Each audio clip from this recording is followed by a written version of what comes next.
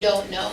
Peer pressure is substantial. What is being done to help children understand what right looks like? Mentorship, training, anything, Jeremy? Yeah, I think that goes back to what I was saying earlier. You have a higher opportunity as a young minority in your environment to end up in something negative than you do positive. The way I ended up in the drug game is because I had a job at, excuse me guys, I had a job at McDonald's for $5.45 an hour, and the local drug dealer saw me in the drive-thru and was like, "What you doing working in here?"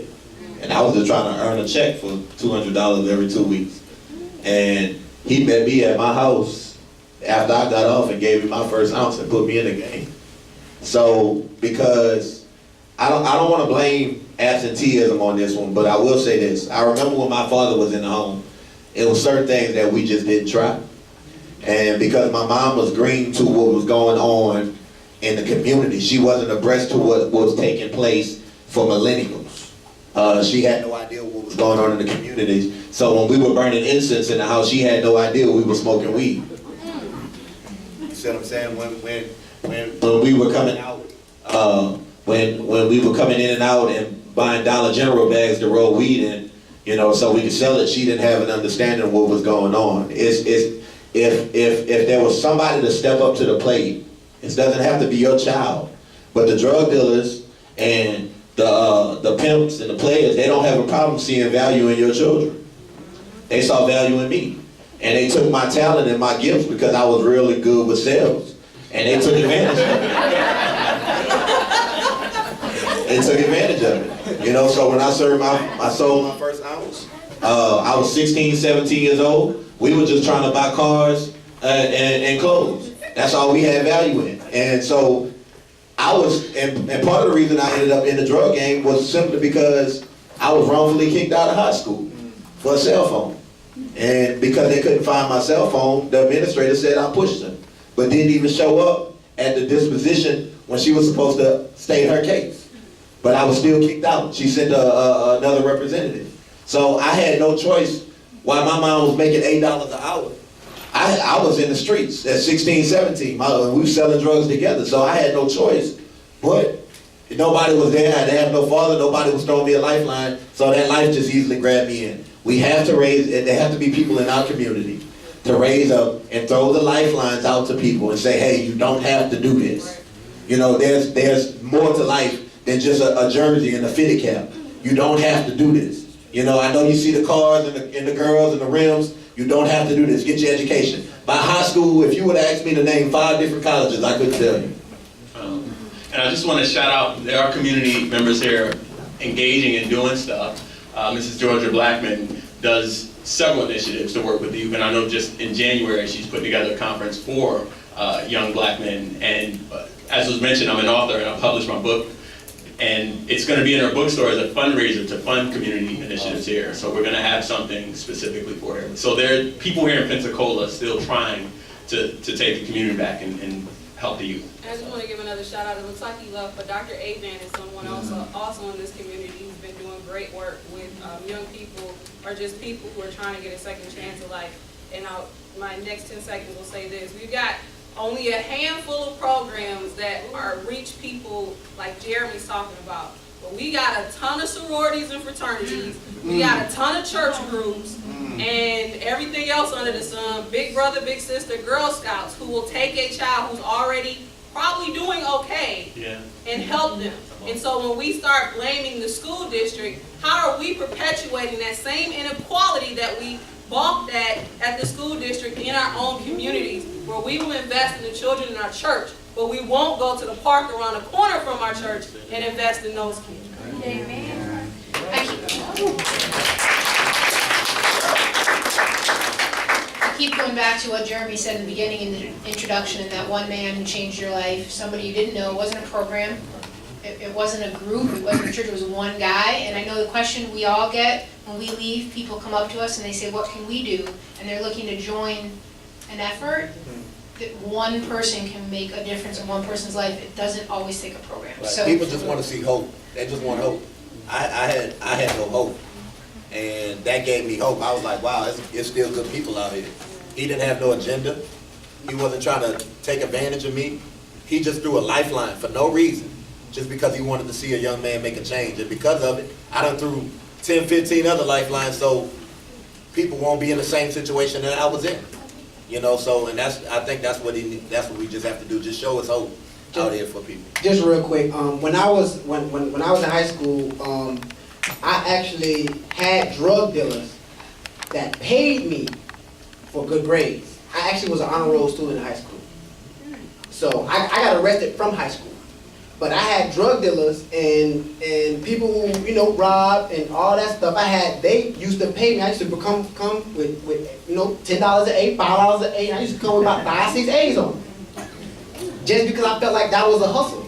And that's what they instilled in me.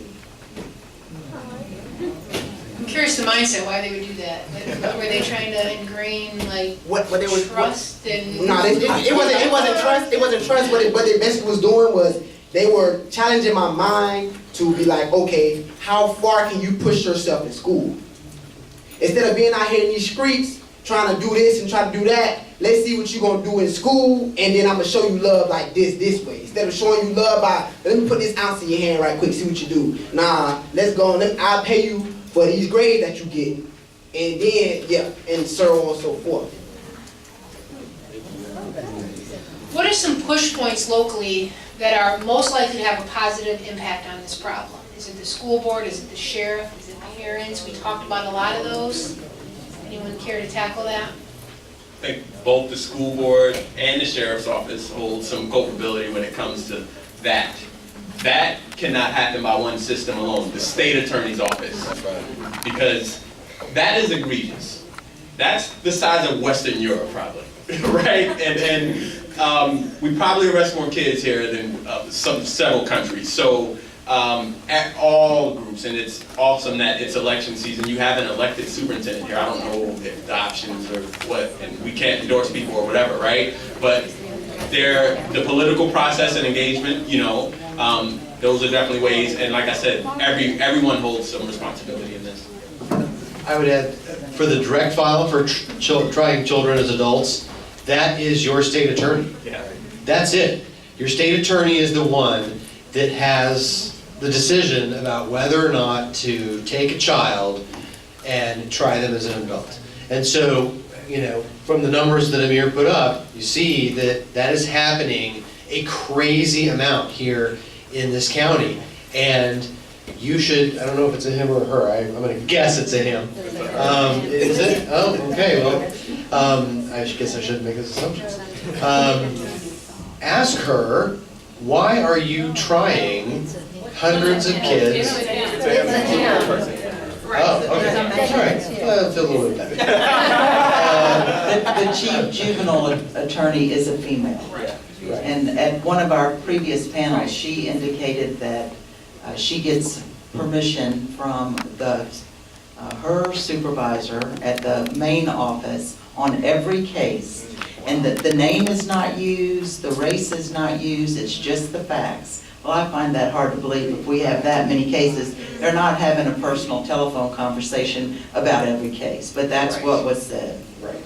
Yeah, and you know, I mean, you should ask. It's like, you know, you should try to find out. It's like, these aren't the worst of the worst, right? I don't believe that there were like, you know, 150 14-year-old murderers in Escambia County, right? That's not what's happening. I mean, there are kids who are being direct filed, not because they're a danger to the community, but because the prosecutors are trying to get an easy conviction or threaten direct file on a kid to try and turn and give evidence against somebody else so that they can get the conviction against someone else easier. These are the things that happen and how direct file is being abused.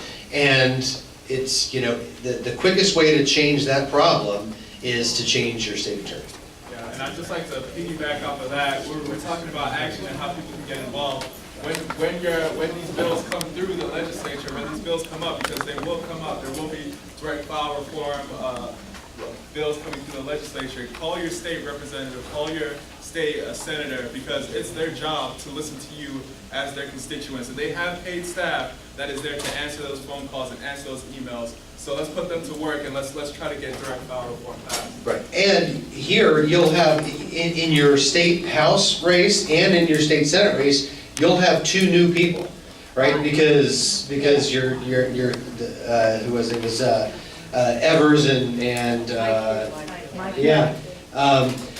ran for Congress. So you're gonna have 2 new folks. So this is an opportunity for you to engage new people who may not be familiar with the issue, and it's a clean slate. And maybe you can, by approaching them and having this conversation, raise the profile of this issue with them and explain, educate them on it, whereas, they may not know about it, but they certainly should, and you have that power. I just also want to echo that there are children, I think as of right now, the number is about 12 or 13 children in our local jail. And so when Jameer talks about what it's like to be in a jail, we have about 13 children under the county's administration in our local jail, and all they generally get access to is a Bible and a teacher that comes in sometimes. Okay? So we also have some work that we can do, not discrediting what needs to happen in Tallahassee, because I hope everybody signs up to go to the lobby day this year. But there's some things we can do right here in this community, pushing the county, because remember now the county runs our jail, so I can't blame Sheriff Morgan. The county runs our jail now. We've got 13 kids in the cells right now, tonight. A couple more questions that are really important, and then we're over time. So, what can be done to expunge the records of children charged with felonies while still a youth? Nothing Keontae's telling me. Anyone else? Yeah, no, if they're adjudicated guilty of a felony, there's no such thing as an expungement. And that's another reason why trying children as adults is so horrible. So imagine a 14-year-old that is tried as an adult, right? And they get a felony conviction. That means that they aren't going to be able to serve in the military if they so chose to go off and fight for the country. They're not going to be able to get federal aid for education, Pell Grants, student loans. It has housing implications for being able to rent an apartment, and they'll never be able to vote, right? A 14-year-old is 4 years away from ever even having the right to exercise that vote in the first place, and a felony conviction means that's off the table. So it literally shackles these young people with impediments that make it that much harder for them to, succeed and fulfill their potential as adults, which, for many of these kids is still 4, 5, 6 years away. So it has devastating long-term permanent consequences. I just want to add to that. I'm actually going through that myself with a record behind me. It's so hard for me to get a job. Right. When I say hard, it's hard for me to get a job. And if I didn't have the type of support system, the type of family, the type of people that I deal with, I would be forced to go back to jail, prison. Can I add one thing about the effect of direct file just real quickly? This is something that I just learned. Say the child has one case that the prosecutor files directly as an adult on this child. Whatever other cases, however minor they might be, that were pending at the time, go with him to adult court. And say that the case that they direct filed on, he's found not guilty, he's still sentenced on the other cases that wouldn't have been in adult court in the first place. And that's in the statute.